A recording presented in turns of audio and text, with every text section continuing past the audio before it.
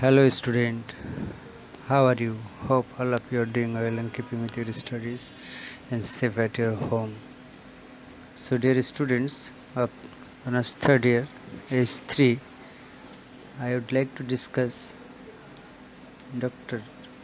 Johnson as a critic, preface to Shakespeare. Course title: Introduction to Literary Criticism up to the Romantic Period. So dear students of third year, follow me. Most welcome to online video class. This is MM Azharul Islam, Assistant Professor, Department of English, Tongi Government College, Gazipur. So dear students, today I would like to discuss Dr. Johnson as a critic, preface to Shakespeare. So please follow me.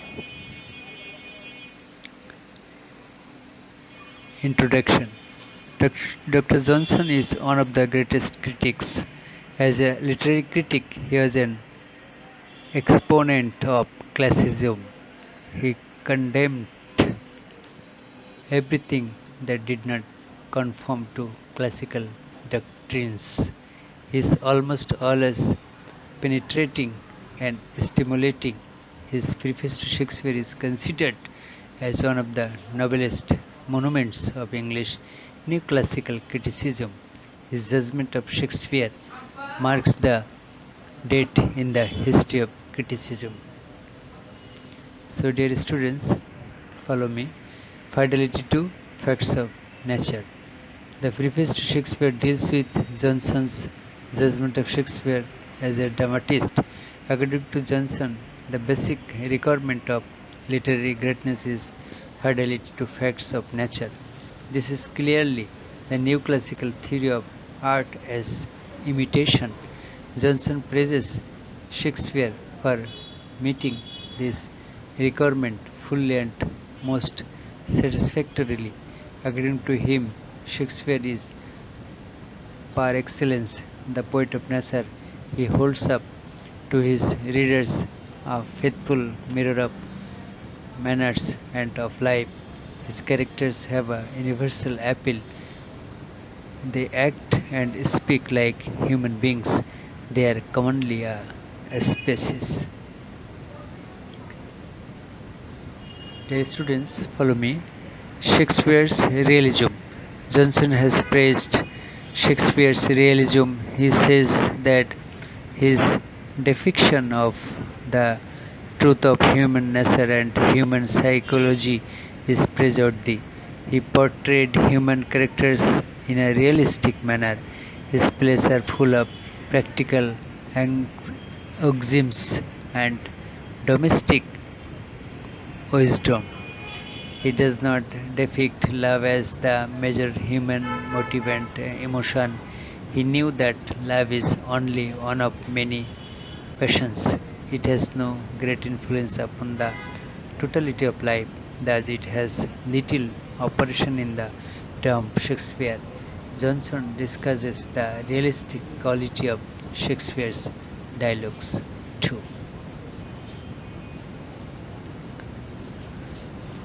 Dear students, very important analysis, mingling of tragic and comic element. In the preface to Shakespeare, Dr. Johnson defends Shakespeare for his mingling of the tragic and comic elements in his plays on the grounds of realism and historical background. According to him, such mingling only serves to show us the world in which the loss of one man is the gain of another. In other words, Shakespeare was equally at home in writing tragic and comic plays. He could combine comic and tragic elements in one and the same play. Almost all his plays are divided between serious and ludicrous characters, and they sometimes produce sorrow and sometimes laughter. Then, very important theory unities. Shakespeare has been searched for his neglect of the three unities of time, place, but Johnson defends him in this matter. According to him, this neglect is not really a fault.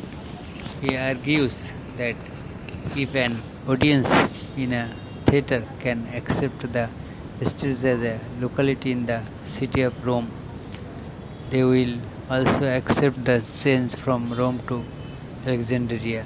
The unity of time may likewise be violated on the same principle.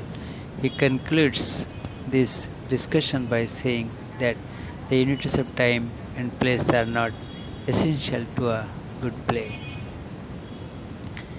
Then, very important aspect, faults of Shakespeare.